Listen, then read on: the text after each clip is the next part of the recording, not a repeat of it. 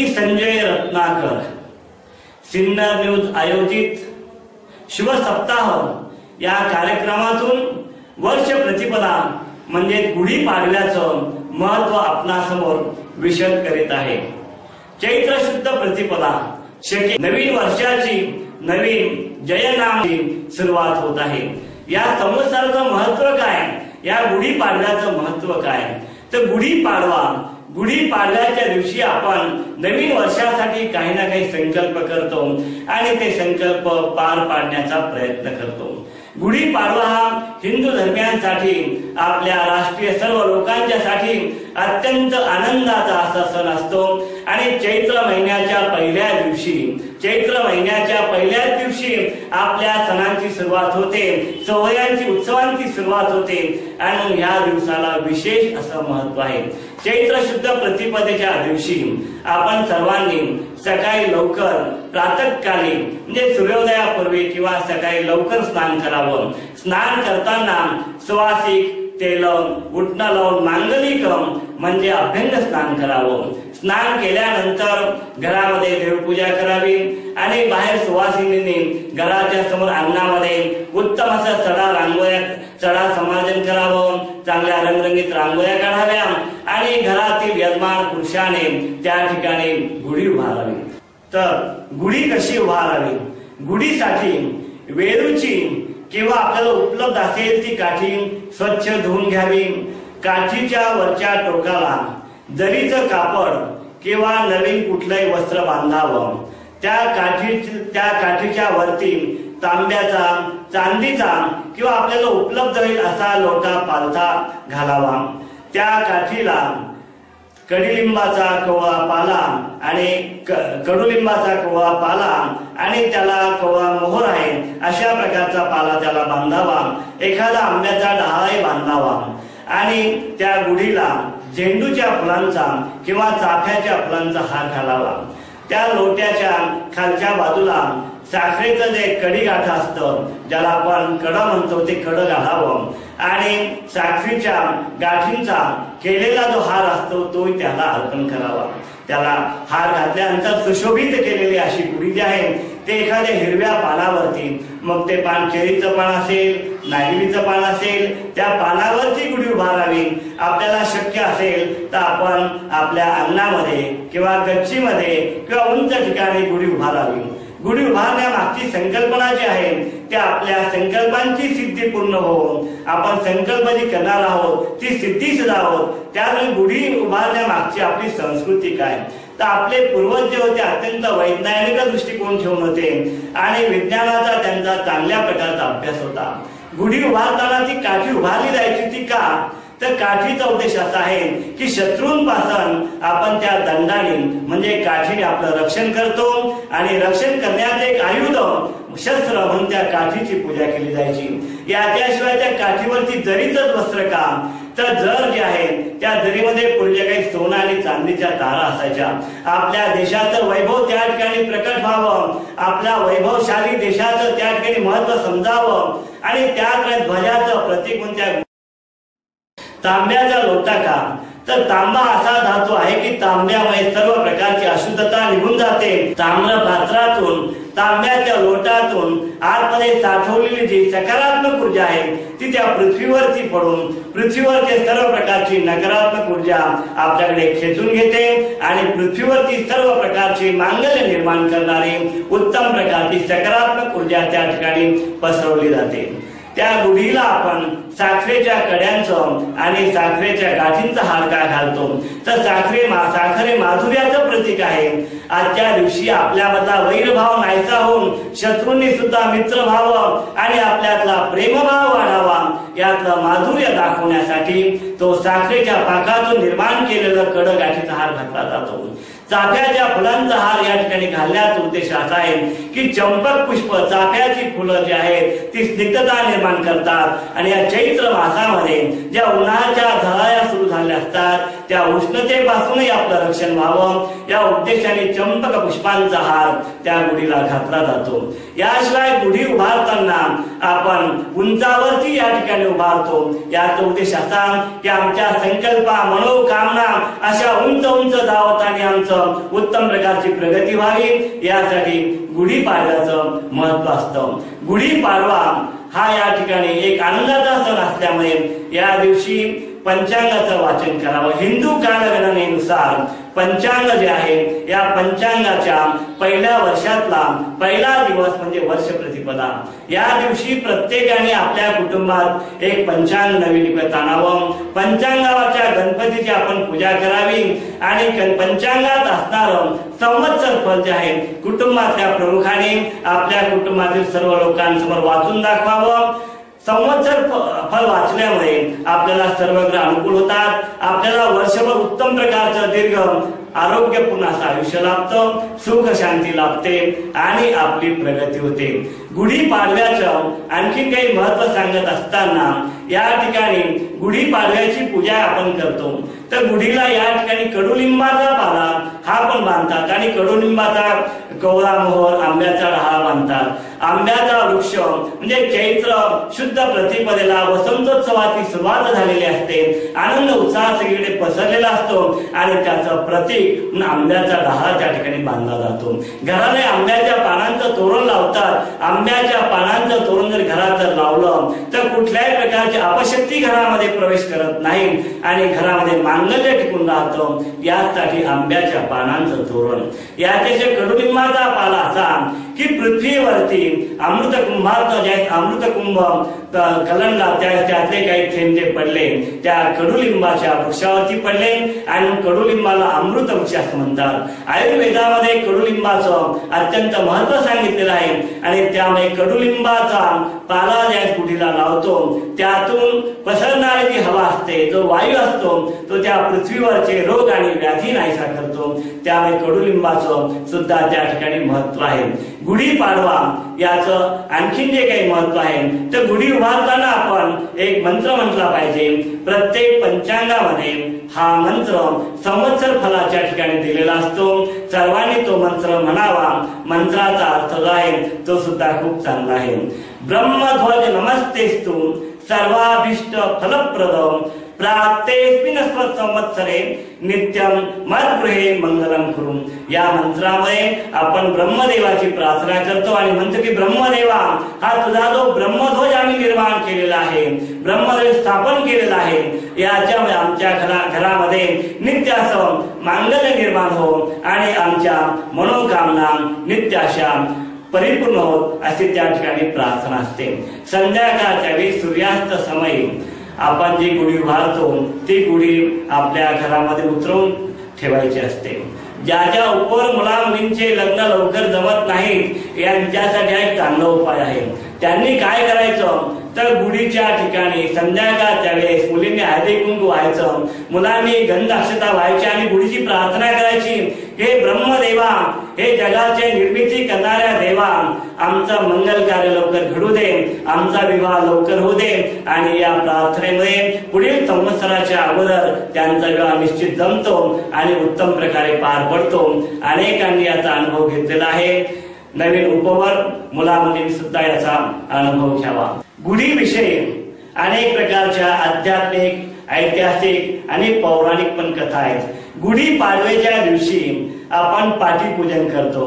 शाळेतली लहान मुलं जी असतात ती पाटीवरती सरस्वती, चंद्र आणि सूर्य काढतात तर थोडी मोठी मुलं जी आहेत ते आपल्या वहीवरती सरस्वती, चंद्र, सूर्य काढतात, त्यांची पूजा करतात। त्यामुळे आपल्याला उत्तम प्रकारचा विद्या अभ्यास प्राप्त होतो, आपली बुद्धी आणि स्मरणशक्ती वाढते।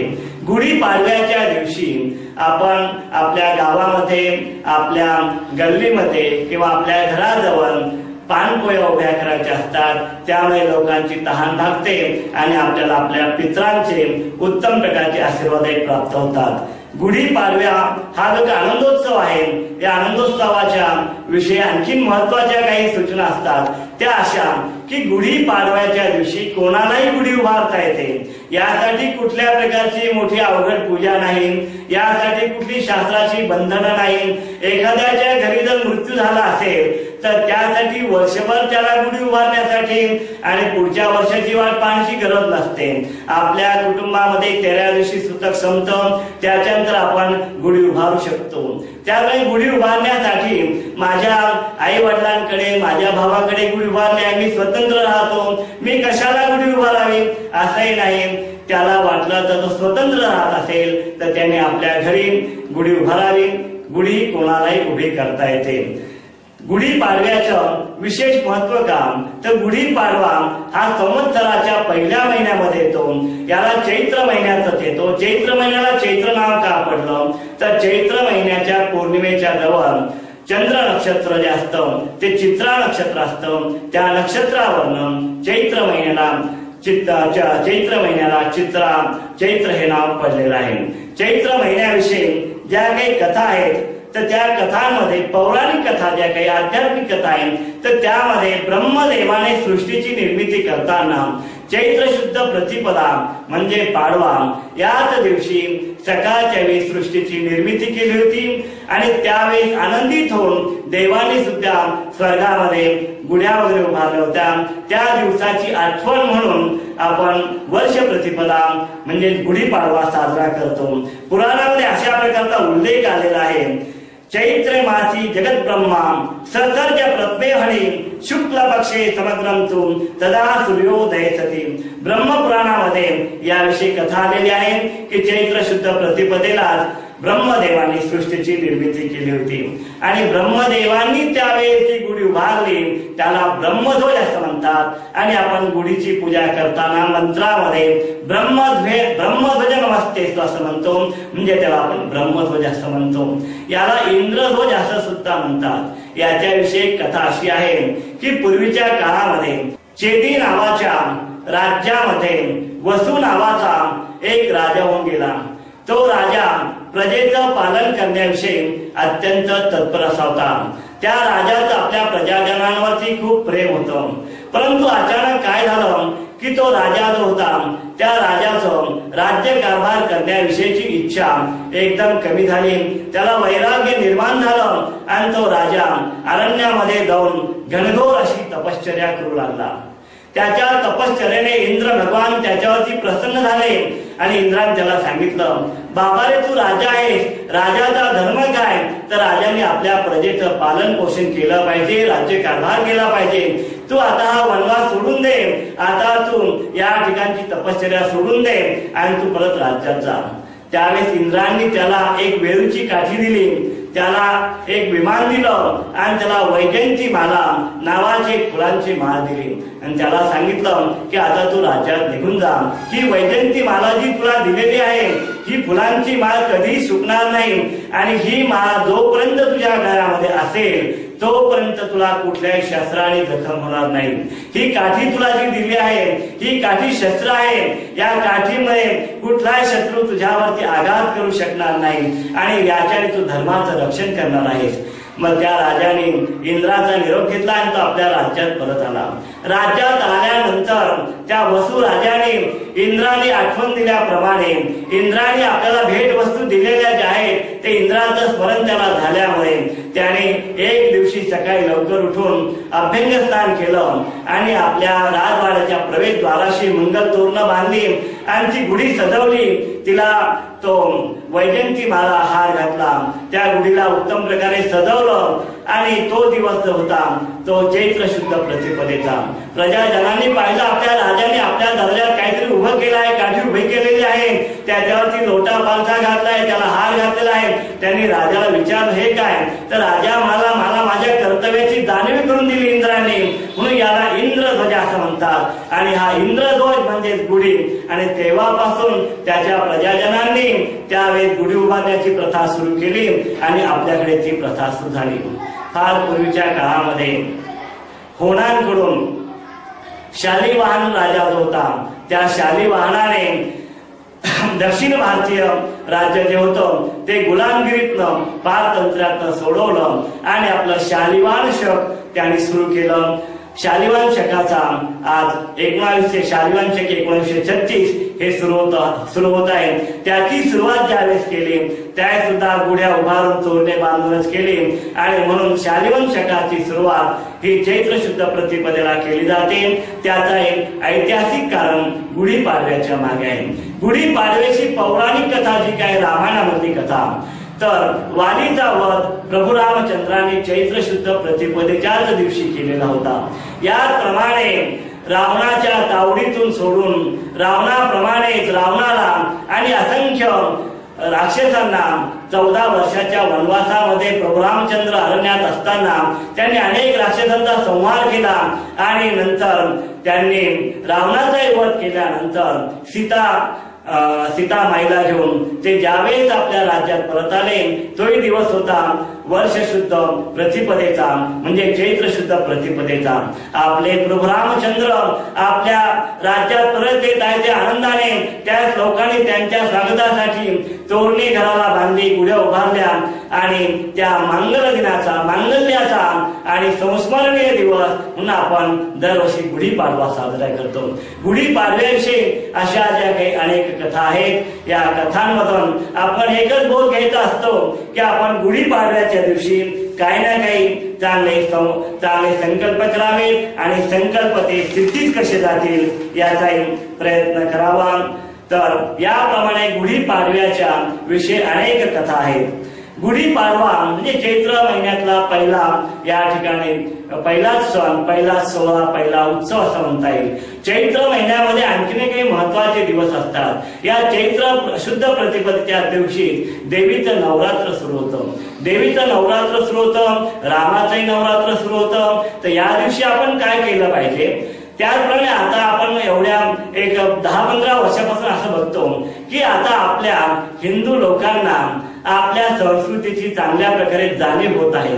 अनेक गावांमध्ये, शहरांमध्ये चैत्र शुद्ध प्रतिपदेच्या दिवशी मोठ्या शोभायात्रा काढल्या जातात आणि आपली मराठी अस्मिता आणि हिंदू संस्कृती कशी टिकून राहील, कशी वाढीस लागेल याचे प्रयत्न केले जातात। या दिवशी सर्व आपल्या राष्ट्रीय लोकांनी उत्तम प्रकारची वस्त्र परिधान करावे, स्त्रियांनी उत्तम प्रकारचे अलंकार धारण करावे आणि या शोभायात्रेमध्ये सामील व्हावं आणि आपली संस्कृती किती विशाल आहे हे सुद्धा सर्वांना पटवून द्यावं। तर त्याचप्रमाणे चैत्र शुद्ध प्रतिपदा या दिवशी प्रभू रामचंद्रांच्या मंदिरामध्ये जाऊन, गावात जवळपास असेल त्याविषयी दर्शन घ्यावं, घरी रामरक्षा स्तोत्र वाचन करावं आणि देवीचं मंदिर जर असेल तर देवीच्या मंदिरात जाऊन देवीचंही दर्शन घ्यावं। आता हे जे नवीन संवत्सर सुरू होत आहे याचं नाव आहे जय संवत्सर। जय संवत्सर आपणा सर्वांना जयप्रद ठरावं, सर्वांना प्रत्येक कार्यामध्ये जय लाभावा। त्याचप्रमाणे सर्वांनी नियोजित केलेल्या, संकल्पित केलेल्या सर्व त्यांच्या मनोकामना परिपूर्ण व्हाव्यात, सर्वांना आरोग्यपूर्ण दीर्घायुष्य लाभावं आणि सुख, संपत्ती आणि शांती लाभावी असं या ठिकाणी चैत्र शुद्ध प्रतिपदेच्या दिवशी सिन्नर न्यूजच्या वतीने मी संजय रत्नाकर आपणा सर्वांना शुभेच्छा देतो। पुढील भेट आपली लवकरच शुभ सप्ताहामध्ये होईल। तोपर्यंत सर्वांना पुन्हा एकदा नमस्कार। शुभम भवतु।